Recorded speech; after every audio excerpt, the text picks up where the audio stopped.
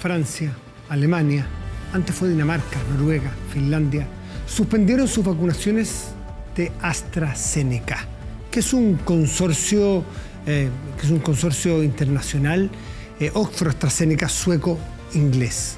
¿Qué es lo que pasó? Se descubrió que había algunos casos, muy poquitos casos en algunos países que presentaban trombos, algunas afecciones de coágulos sanguíneos. Y claro, eso servirá para muchos que están en contra de las vacunas, que van a meter miedo, que van a decir que todo esto es quién sabe quién mandado por no sé quién, que esto es desinformación, y lo que van a hacer probablemente es regar todas las redes y todos los medios o intentar regar con fake news, con desinformación para asustar a la gente. En estos casos hay que atender a la ciencia y a las instituciones, y las instituciones médicas de la Unión Europea han dicho que no hay evidencia determinante de correlación o que relacione estos casos de trombosis presentados en algunos países de Europa y las vacunaciones. El jueves recién va a dar un fallo, por así decirlo, al respecto. Y quiero decirle que se han presentado 30 casos de trombosis en 6 millones de vacunas en Europa hasta el 10 de marzo. 30 casos en 6 millones. Y además estos 30 casos no está claro, ni hay evidencia científica que tenga relación con la vacuna. Entonces, ojo con los agoreros, ojo con los que meten miedo, ojo con los que desinforman. Usted hágale caso a la ciencia, hágale caso a la autoridad, porque no nos han defraudado hasta aquí. La ciencia ha hecho un tremendo esfuerzo y la verdad es que ha salvado muchísimas vidas. ¿Qué es lo que ha dicho la Organización Mundial de la Salud y las agencias internacionales? Que a lo mejor el día de mañana puede haber algún riesgo en alguna de las vacunas, pero ¿sabe qué es lo más riesgoso de todos y lo que ha producido más muertos hasta ahora? Es no poder vacunarse. Tener vacunas es motivo de salvación. Bienvenidos. Estás en Medianoche.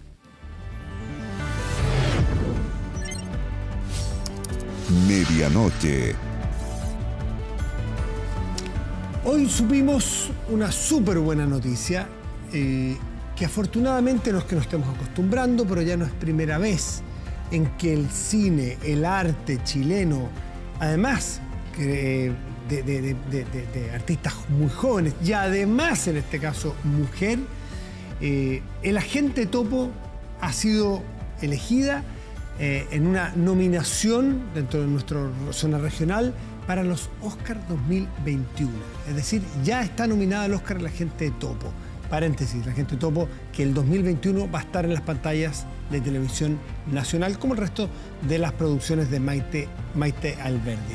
Y está con nosotros ya Maite, entiendo, en conexión directa vía telemática. Maite, ¿cómo estás? Muy buenas noches, gracias por recibirnos. Bien, ¿y tú, Matías? Muy bien. Oye, muchas felicitaciones aquí, muy fan además de tus producciones, de todas las que he visto, la 11, qué sé yo, Los Niños, El Salvavidas, fantástico. Así que, ¿cómo te sientes con esta nominación? Todavía estoy en shock, la verdad, me siento muy honrada, no me lo esperaba, entonces sigo como tratando de entender qué pasó hoy día. Feliz, sí. Es un hito para un documental chileno haber llegado a esta categoría hoy. Sí, buen punto, que es categoría documental, pese que tu película o tu producción ha competido en otros festivales, en otros géneros, en otras categorías, como película, en los Goya, acaba de estar nominada como Mejor Película Internacional, me parece que es la categoría exacta. Es decir, te la has pasado festival en festival. De festival a festival online, sí. Y para el Oscar también estábamos shortlist en la categoría internacional. Sí. Y eso ha sido lo interesante que ha pasado con el Agente Topo, que en realidad la gente ya no habla del documental, habla de la película, y es lo que han logrado los documentales hoy en día, que el público los entienda como películas y no como quizás más asociado al reportaje periodístico, y no era algo que la gente consumiera en el cine o en el streaming. Y me honra que todo el mundo esté hablando hoy de la película o la película documental. Sí, tal cual, tal cual. Uno tiene que hacerse la idea de que es un documental, pero la verdad que, bueno, habrá pasado todos los que nos sentamos en familia a verla, vimos una película. Oye, vengan a ver la película, qué buena la película, está muy en boga además tu película. Pero yo voy a hacer aquí lo que mucha gente quisiera preguntarte, pero tengo yo el privilegio de estar contigo. ¿Qué es esto? ¿Cómo lograste esto? Porque sabemos que aquí no hay guión, aquí no son actores. Cuéntanos cómo fue desarrollándose esta producción que tiene dificultades. Sí, fue una producción difícil de planear. Es un documental, todo lo que pasa es real y yo digo es película porque los documentales tienen que lograr en el espectador lo mismo que la ficción, que es contar una historia, conmover al público y conectar con una temática. Y eso hace esta película documental. Y lo logramos primero investigando las agencias de detectives, después investigando mucho este lugar y pasando mucho tiempo ahí.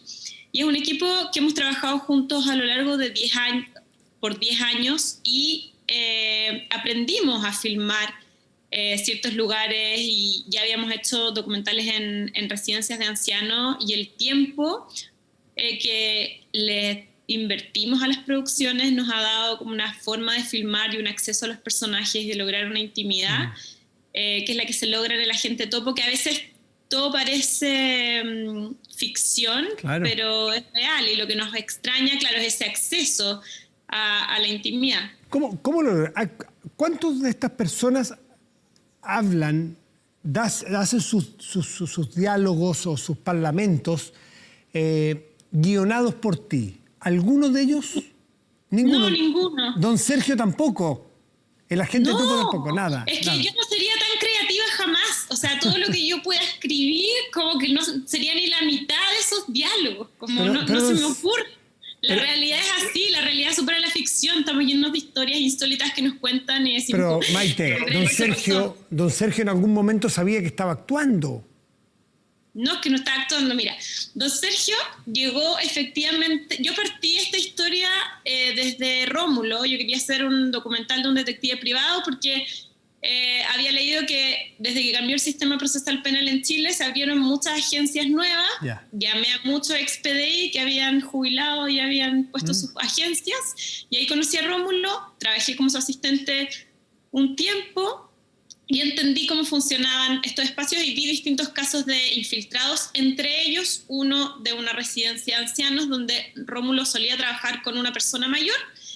Y justo antes de entrar a un caso de residencia, que era el que íbamos a filmar, este señor se rompe la cadera, que era su agente histórico, y Rómulo decide poner el aviso en el diario, y Sergio llega efectivamente a través de este aviso, que fue un regalo, llegó a la entrevista y llegó por el trabajo, no llegó por querer hacer una película. Ya, es lo que dice... Es lo que dice tu documental, es lo que cuenta. Ya, pero en algún momento, ¿cómo se compatibiliza esto con que esté lleno de cámaras? ¿O qué tipo de cámaras son para que no se sientan haciendo un documental? No, es una cámara grande, somos un equipo de 3, 4 personas. Y cuando Sergio llega a ese lugar, le explicamos que a todos los que llegaron a esa entrevista, que este trabajo, si ellos quedaban, iba a ser filmado. Y lo que hicimos nosotros fue que primero grabamos todo el entrenamiento de Sergio y por nuestra cuenta fuimos al hogar con la producción de la película a decir que queríamos hacer un documental sobre la tercera edad, de todo lo que pasara ahí, lo bueno y lo malo. Corríamos el riesgo de que no nos dejaran entrar y habían visto la 11 y les encantaba, nos dejaron entrar, entonces entramos un poco antes que Sergio y cuando él entra actuamos como que no nos conocíamos y ya éramos parte de ese lugar. Entonces yo tampoco lo podía dirigir porque en realidad él era el nuevo que había llegado y era uno más y estábamos ahí subordinados a lo que pasara. No, fascinante. Y después tuvieron que pedir permisos o consentimiento para que tú armaras esta película y nosotros conociéramos estas historias, ¿no es cierto? No, el consentimiento lo pedimos antes. Antes de entrar al hogar... o sea, legalmente les pedimos los consentimientos a todos los residentes, a los dueños del hogar. Claro, no les contamos nunca que era una película de un espía, porque si no, no la podíamos hacer, pero yo creo que la temática estaba bastante explicitada en el consentimiento. Lo difícil fue al final decirles como, oye, Sergio era un agente infiltrado y no lo podían creer y nunca sospecharon y no entendían nada, y por suerte les fascina la película y sienten que los representa muy bien. Qué riesgo, ¿eh? Maite, qué riesgo que alguien te dijera, no quiero que dé esta película porque está mi madre, porque hay una historia íntima de mi familia que no quiero que se conozca. ¿Pudo haberte pasado eso o no?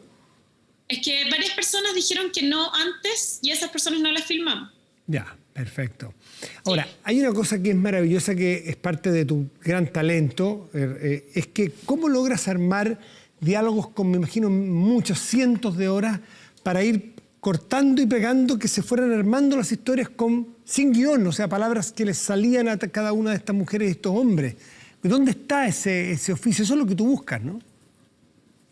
Sí, yo siempre digo que el oficio del documentalista es como el de un escultor, es como si fuera, no sé, Rodin, que tiene una roca gigante. Nosotros los documentalistas tenemos 300 horas de material, que son esta roca, y esta roca le tenemos que ir sacando, y en este caso 300 horas de material que tenemos que sacar 299 horas hasta que aparece la figura y se construye esta historia con los equilibrios necesarios, porque yo había partido desde la historia del detective y derivamos totalmente en la experiencia de Sergio. Entonces, ese viaje lo encontramos en la edición, y es mucho tiempo de edición, es un año montando la película y probándola con público y escuchando opiniones. Tú no viste a don Sergio, no viste al topo inmediatamente como el eje de tu historia, la fuiste descubriendo. No, para nada. Como mi protagonista era el detective, la clienta era un personaje importante que después en el montaje nunca lo pusimos.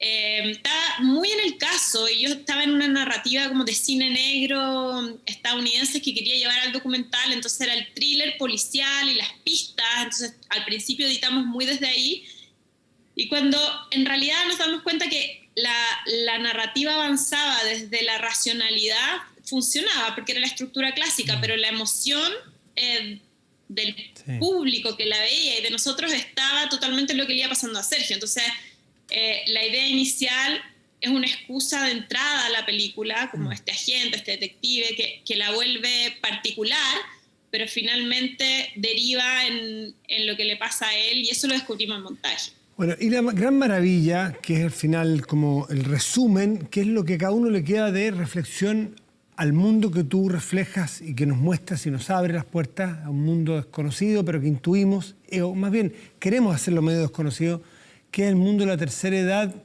y no todos con buena vida ni todos muy acompañados, a veces con mucha soledad y muchos dolores. Ese mundo queda fantásticamente reflejado, Maite. Sí, yo creo una película que invita a mirar una temática que no miramos y no discutimos, y eso es que está alrededor de nosotros todo el tiempo.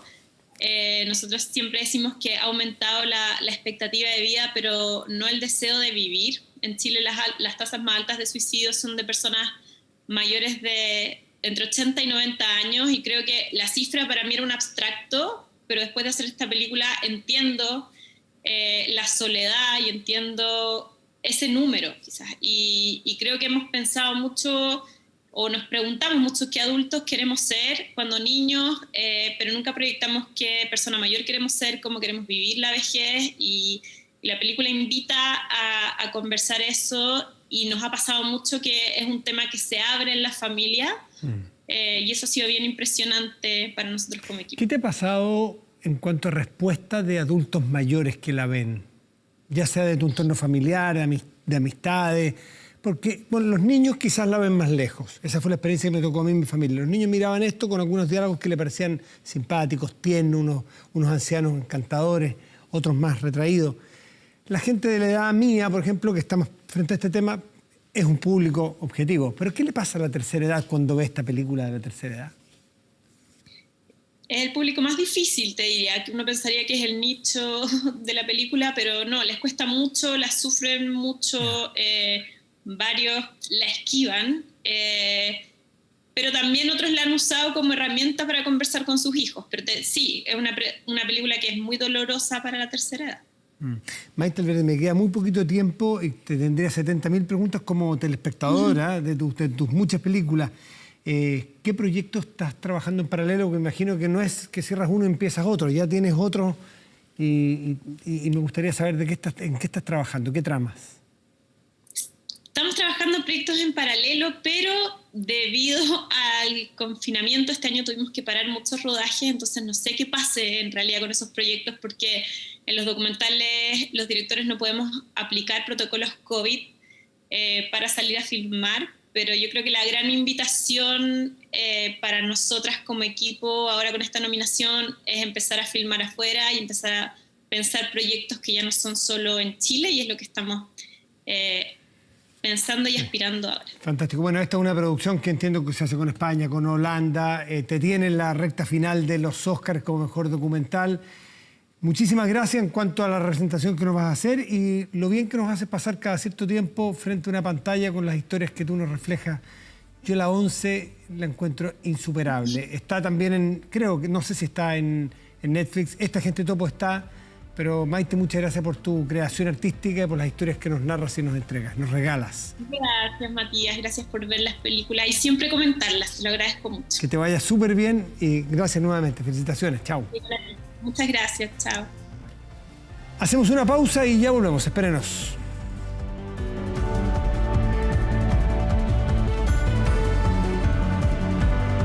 ¿Quiénes son? ¿A qué partido representan? Y ya estamos de vuelta para de inmediato entrar en la revisión de las noticias de la jornada con Marcos Fleming. Marco, buenas noches. Buenas noches, Matías. Vamos con las noticias en esta nueva edición de Medianoche. PIMS es el síndrome inflamatorio multisistémico que ha afectado ya a más de 200 niños en nuestro país y la semana pasada cobró la vida de Emilio. ¿Cuáles son los síntomas y cómo reaccionar a tiempo? Lo vemos a continuación. La evidencia señala que los niños están entre las personas que menos síntomas presentan por COVID-19 y registran una baja mortalidad producto de la pandemia. Pero lo cierto es que hay una enfermedad que estaría atacando a algunos pequeños y que se asocia a la presencia previa del coronavirus. Me dijeron que el Emilio tenía un diagnóstico y era PIMS. Le dije al doctor, ¿y eso qué significa? Me dice síndrome inflamatorio multisistémico asociado a COVID. Y en ese momento yo empecé a buscar información porque de verdad que yo no había escuchado, y trabajando en salud tampoco había escuchado lo que era el PIMS. El síndrome PIMS es una hasta ahora desconocida patología para algunos y que le quitó la vida a Emilio de 16 años. Costó dar con su diagnóstico. Sus síntomas comenzaron a los 7 días de haber tenido contacto estrecho con una persona infectada por COVID. Tuvo fiebre muy alta, dolores musculares muy fuertes y manchas en su piel que alertaron a su madre. Me dijeron que el Emilio estaba grave, que el virus lo había atacado de la peor forma que podía existir y que se estaba coordinando un traslado a Santiago, pero todo iba a depender que el Emilio se estabilizara. Cosa que no pasó.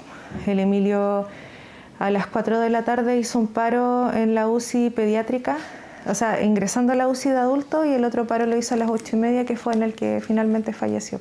Según los antecedentes que se conocen, el síndrome inflamatorio multisistémico es una hiperreacción del sistema inmune que trata de defenderse frente a una infección del sistema respiratorio. Puede asociarse a COVID-19, pero también a otras enfermedades como adenovirus o influenza cuando evolucionan a un cuadro grave. En Chile se registran casos, pero la mortalidad es muy baja. Emilio ha sido el único fallecido por esta causa en el último año. Esta sobrereacción ataca la piel, ataca los diferentes tejidos del organismo y eso causa agravamiento progresivo, repentino y muchas veces grave, que tiene tratamiento. Hemos visto más de 200 niños con PIMS en Chile. Si se detecta a tiempo puede ser tratado con éxito, pero si se deja sin tratamiento podría ser letal.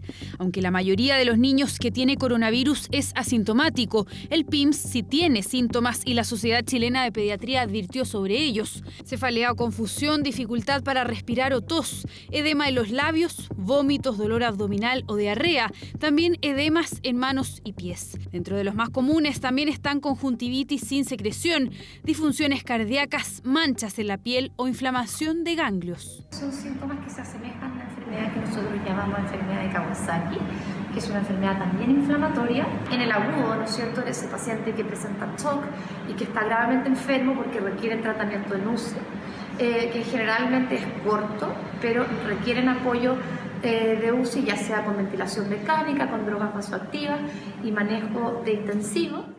Hace 8 meses atrás, la OMS ya había emitido una alerta producto de este síndrome PIMS y Chile tiene un protocolo para la atención y diagnóstico a tiempo. Ese protocolo hoy día está disponible y obviamente está distribuido en toda la atención de salud y los profesionales de salud lo conocen. La tasa de casos de los niños que presentan estos cuadros es bastante baja, sin embargo, obviamente los profesionales de salud tienen que estar alerta.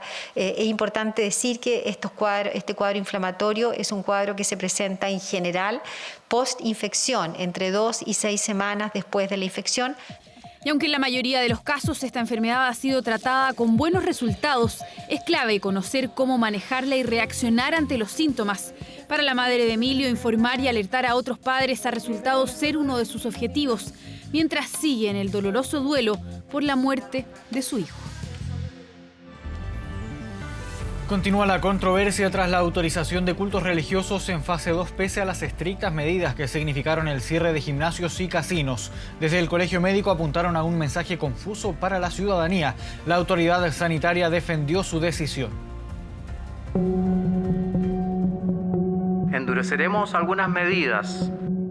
La mano fue dura y las decisiones sanitarias drásticas. Prohibición del funcionamiento de los gimnasios y la prohibición del funcionamiento de los casinos. La preocupación se instaló ante el alto número de contagios y la autoridad de salud endureció la etapa de transición al menos durante marzo. Horario acotado para el comercio, cuarentena los fines de semana y el cierre de casinos y gimnasios. Prohibición de cualquier evento con público se señaló durante el balance del martes pasado. Una decisión que duró hasta este sábado. Gobierno permite aforos de máximo 20 personas en lugares abiertos para cultos de iglesia y organizaciones religiosas y espirituales en fase 2. Así, la autoridad confirmó que finalmente sí se podrán realizar eventos con público, pero solo religiosos, debido a la proximidad de Semana Santa, 20 personas en lugares abiertos y 10 en espacios cerrados, reuniones que podrán realizarse de lunes a domingo durante marzo y con una duración de 2 horas, una medida que ha abierto la discusión. Lamentamos que nuevamente las personas les llegue el mensaje, ¿no es cierto?, erróneo, incorrecto, de que estamos en una situación muy complicada, pero a la vez se generan esta apertura. Por lo tanto, nosotros creemos que si se mantienen todas esas condiciones, no tiene por qué haber un aumento en la contagiosidad o en la diseminación viral. Para la autoridad sanitaria, la diferencia entre reuniones religiosas y otras actividades hoy prohibidas en fase 2 tiene que ver con la importancia de esta conmemoración religiosa. El obispo de Punta Arenas llamó a sus feligreses a continuar las eucaristías durante la semana en contra de una ley que considera injusta. Me parece que podemos continuar tranquilamente con nuestra Eucaristía en la semana. Es cierto que la ley dice lo contrario, pero creemos que cuando una ley es injusta y cuando una ley está contra la conciencia, uno puede desobedecer la ley. Que diga que la ley es injusta me parece injusto. Para ser santo hay que ser pecador. Así que yo creo que el obispo obviamente deberá revisar lo que nosotros hemos dictaminado de acuerdo con el resto de las autoridades religiosas del país. Las cosas cuando se sacan de contexto dicen cosas que uno no quiere decir. Recuerden que la homilía que hice ayer en la catedral fue mucho antes de saber la resolución del gobierno. Por lo tanto, después supimos la resolución del gobierno, así que no tengo nada más que decir. Gracias. La ciudad será acordonada y aislada tras el brote de COVID-19 en un culto evangélico, cultos religiosos que derivaron en un masivo contagio de COVID-19. La polémica se instala a lo largo del 2020. Pudimos ver cómo varios cultos y reuniones religiosas derivaron en brotes de contagio. Hubo cierre de recintos y sanciones drásticas.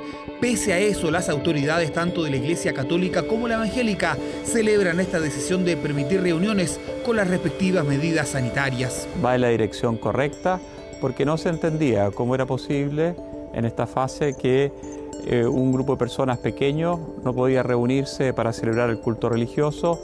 Que va justamente en la dirección correcta de buscar soluciones para que precisamente no se vulnere la libertad de culto que existe en Chile. Pésimo. Los que tienen que dar el ejemplo no lo dan. Pésima idea. Hay muchos feligreses, hay mucha gente que demanda del amor de Dios. Pienso que no es algo que corresponda, porque como está la situación... Son 10 personas y la iglesia es grande. Si se respeta, yo creo que se puede. La opinión de la gente ante una decisión al menos discutible para expertos Distintos informes internacionales, incluido uno de la Organización Mundial de la Salud, en septiembre del año pasado advierten sobre la posible transmisión aérea en lugares de culto o de trabajo donde la gente pueda estar gritando, hablando o cantando. La verdad es que experiencia internacional, evidencia, sí la hay, y es por eso que justamente todas las acciones que tengan que ver con juntar a muchas personas en pocos metros cuadrados, ¿no es cierto?, son acciones de alto riesgo, y eso es lo que finalmente tenemos que transmitir a la población. A partir de este jueves, más de 1.300.000 personas estarán en confinamiento total durante toda la semana en la región metropolitana. Medidas drásticas ante el alza de casos y que contrastan aún más con la decisión de celebrar reuniones religiosas en uno de los meses más complicados para Chile en esta pandemia. Vamos a cambiar completamente de tema. Una bebé de 6 meses fue inoculada por error con la vacuna del COVID-19 CoronaVac en un recinto asistencial de Villarrica. Rodrigo Pérez tiene la información. ¿Cómo está, Rodrigo? Hola, buenos días. Sin duda que hay preocupación entre la familia y también las autoridades. En este caso que ocurrió en la región de la Araucanía, una niña de tan solo 6 meses quien fue vacunada por error con una de las vacunas para combatir el COVID-19. ¿Cómo se dio toda esta situación? Los padres de esta niña llevaron a la pequeña a un recinto asistencial con el fin de vacunarla, pero para suministrar la inoculación que corresponde a los primeros 6 meses de vida. Sin embargo, por un error que habría sido por una de las profesionales de la salud, terminó suministrando una vacuna errónea, la vacuna contra el COVID-19. Hay que considerar que la vacuna para combatir el coronavirus está permitido, o más bien se está suministrando a las personas mayores de 16 años y no menores de edad menor a esa edad, justamente porque no se saben hasta el momento cuáles son las distintas consecuencias que podría tener. Es por esa razón que las autoridades están muy pendientes, se ha instruido incluso un sumario sanitario, también la municipalidad va a investigar todo esto con el fin de indagar exactamente qué pasó y cuál fue el error que terminó suministrando una vacuna contra el COVID-19 a esta niña de tan solo 6 meses. Vamos a revisar algunas declaraciones que entregó la Seremi de Salud una vez conocido este caso en la ciudad de Villarrica. Desde el punto de vista de la Seremi de Salud, una investigación epidemiológica con un sumario sanitario y desde el punto de vista de la municipalidad, un sumario administrativo con el fin de aclarar los hechos acontecidos. Estamos muy preocupados por la salud de la pequeña. Sabemos que no tuvo hoy durante la tarde ninguna consecuencia seria. Revisamos otras informaciones. Durante el día le estuvimos comentando sobre un femicidio, lamentable femicidio que ocurrió durante la mañana en la comuna de Puente Alto. Al momento no hay personas detenidas, hay un presunto sospechoso quien hasta el momento está siendo buscado por las policías para así detenerlo. Todo este caso ocurrió cerca de las 7:30 aproximadamente, cuando la mujer, la víctima identificada como Norma Quiroga, de 44 años, salió de su casa para ir rumbo al trabajo. Sin embargo, de un momento a otro fue atacada, recibió un impacto de bala que le causó la muerte, después de ser trasladada hasta el hospital Sotero del Río, en la misma comuna, donde allí se pudo constatar lamentablemente la muerte de esta persona.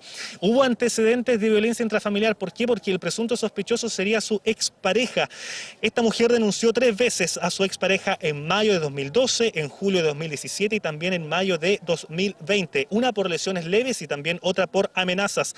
Y este principal sospechoso mantiene 21 condenas por diferentes delitos. Ambos estaban separados, mantenían una hija en común de 17 años y la mujer, a pesar de todas las denuncias, no tenía ningún tipo de protección. Una situación muy lamentable porque ya es el 8º femicidio que ha ocurrido en este 2021. Vamos a revisar también algunas declaraciones a continuación. Hay antecedentes preliminares de que una expareja de la víctima, días previos, andaba melodeando acá en el sector, pero todo eso es materia de investigación. Siempre estaba acosando, siempre, si ese hombre no la dejaba tranquila, inclusive no le digo que hubo una pelea, porque el tipo fue a meterse a la casa del pasaje. Las denuncias de las mujeres deben ser tomadas en serio y las medidas de protección deben ser responsabilidad pública. De lo contrario, es como si fuera responsabilidad de cada mujer velar por su propia seguridad. 8 femicidios hasta la fecha, 25 frustrados. No hay personas detenidas en este nuevo hecho ocurrido en la comuna de Puente Alto. Gracias, Rodrigo. Quedamos en contacto. Muy buenas noches. El Ministerio del Interior y Seguridad Pública aceptó la renuncia de Cristian Barra como jefe del equipo coordinador para la macrozona sur. Esta decisión se concretó luego de las declaraciones emitidas por Barra al diario El Mercurio, donde dijo que las Fuerzas Armadas tienen falta de voluntad para enfrentar los hechos de violencia, especialmente en la Araucanía. En su lugar se designó como asesora presidencial en la macrozona sur a la abogada Loreto Silva, quien fuera ministra de Obras Públicas en el primer gobierno de Sebastián Piñera. Mientras tanto, Pablo Urquizar va a asumir en reemplazo de Barra como nuevo coordinador de la macrozona sur. Seguimos con otras informaciones. La Corte Suprema rechazó el requerimiento de remoción en contra de la defensora de la niñez, Patricia Muñoz. Luego de escuchar los alegatos de ambas partes, el Pleno del Máximo Tribunal rechazó la solicitud que buscaba sacar de su cargo a Patricia Muñoz. Este requerimiento fue ingresado en diciembre por 52 parlamentarios de Chile Vamos, quienes la acusaron de negligencia manifiesta. Esto a raíz del video musical que difundió el organismo, que alude a saltarse los torniquetes.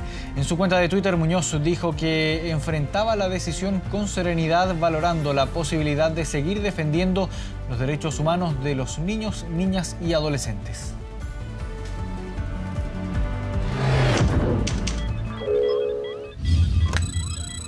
...24horas.cl. Ya estamos revisando nuestro portal de noticias www.24horas.cl para contarles de un sismo que sacudió la zona central de nuestro país hace algunos minutos y por el cual el CHOA finalmente descartó riesgo de tsunami para las costas chilenas tras este movimiento telúrico percibido en las regiones de Valparaíso, Maule, O'Higgins y Metropolitana. Más detalles en www.24horas.cl. 2 de la mañana con 3 minutos. Vamos a una pausa y ya volvemos.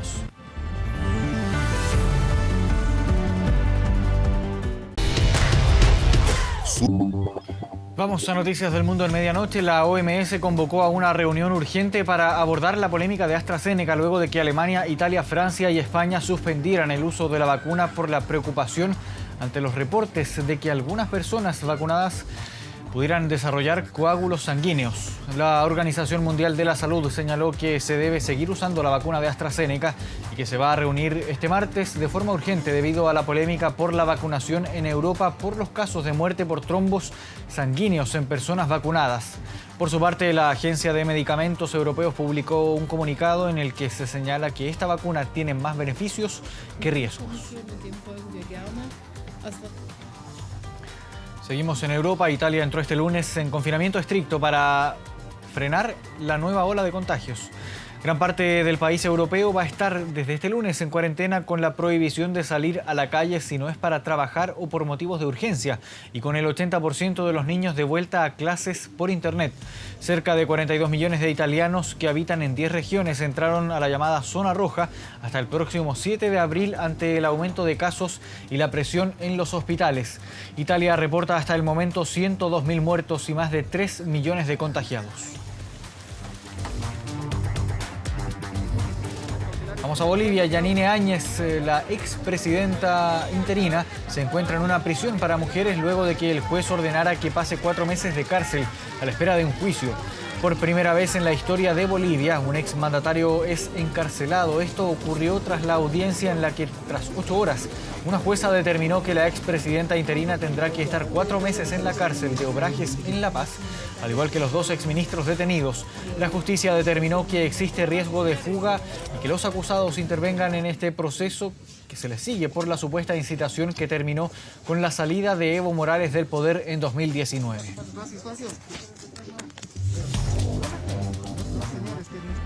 2 de la madrugada con 10 minutos. Volvemos contigo, Matías del Río. Muchísimas gracias, Marcos Fleming. Y de inmediato revisamos información de este momento en nuestro portal de noticias 24horas.cl. Y habla de esta cifra récord que informa el Ministerio de Salud. Casi 5 millones de chilenos y chilenas vacunados. Esto nos tiene en las principales portadas del mundo, es un motivo de orgullo. El Corriere della Sera en Italia hoy habla de Chile como el campeón de las vacunas. Y en muchos otros diarios del mundo miran qué es lo que hacemos nosotros para poder conseguir eso. Es una gran noticia y un gran respaldo para todos. Revisamos el tiempo para hoy, si le parece. indica que Santiago tendrá cielo nublado y 22 grados de máxima probable, y El Salvador, esto en la región metropolitana, y El Salvador en la región de Atacama, tendremos cielo despejado y una máxima probable de 26 grados.